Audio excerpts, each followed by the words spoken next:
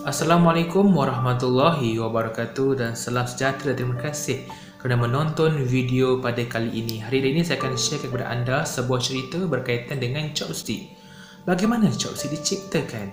Seperti yang kita tahu, chopstick adalah salah satu alat bantu makan yang sangat-sangat familiar dan sinonim dengan bangsa Cina. Chopstick diciptakan pada 2500 tahun dahulu, di mana kisahnya dua pemuda petani yang sangat-sangat miskin dihalau dari kampung yang mereka diami, dan mereka decide untuk mencari kawasan yang baru. Dalam masa yang sama, mereka rasa sangat-sangat lapar disebabkan perjalanan jauh yang mereka alami. So mereka ternampak satu gudang yang mengandungi seketul daging. Tak tahulah sama ada daging itu dalam konti yang banyak ataupun hanya ada seketul daging. So mereka mengambil daging tersebut dan membawa lari ke dalam hutan untuk dibakar ataupun dipanggang. Ini disebabkan mereka rasa terlalu lapar dan rasa tak sabar untuk menunggu daging yang mereka panggang itu sejuk, dan mereka mengambil keputusan untuk mematahkan ranting pokok yang berada berdekatan dengan mereka untuk digunakan sebagai alat bantu makan mereka. Disebabkan kisah pemuda itu tadi, chopstick diperkenalkan dan digunakan secara menyeluruh di dalam bangsa Cina pada ketika itu. Pada 5000 tahun yang dahulu, pada abad keempat sebelum Masihi, masyarakat Cina mengalami masalah makanan. Sumber makanan yang tidak mencukupi disebabkan kuantiti populasi masyarakat Cina pada ketika itu terlalu ramai.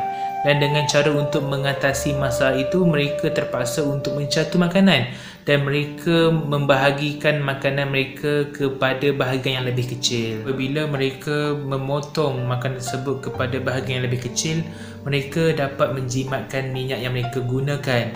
Yang kedua, mereka dapat menjimatkan makanan yang mereka ada. Dan ketika itu, chopstick sangat-sangat berperanan penting kerana dapat membantu mereka dalam membuat penjimatan makanan. So, mereka terpaksa menggunakan chopstick sebagai alternatif untuk memanjangkan masa makan. Sebabkan apabila kita mengambil masa yang terlalu lama untuk makan, dia akan menyebabkan kita akan mengambil makanan yang terlalu sikit, disebabkan kita akan tersaiko untuk cepat kenyang. Pada tahun 1878, orang Jepun telah merevolusikan material yang digunakan dalam menghasilkan chopstick, iaitu dengan menggunakan material buluh. Chopstick yang terhasil dengan menggunakan material buluh ini digunakan secara pakai buang yang dikenali sebagai washi-dishi. Seperti yang kita perlu tahu, terdapat pelbagai material yang pernah digunakan dalam menghasilkan chopstick, termasuk tulang belulang, ranting,